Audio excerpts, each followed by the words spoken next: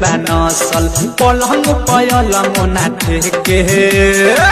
लाज के बात कही के भाता दे सुत सौतिन के लेके 500 हजार रोज दे के भाता दे सुत सौतिन के लेके अनका में हदिया से बारे फसल सखी रे जड़ी से बिगड़ल बनसल पलंग पलंग ना ठेके लाज के बात कही के भाता दे सुत सौतिन के लेके 500 हजार रोज दे के भाता दे सुत सौतिन के लेके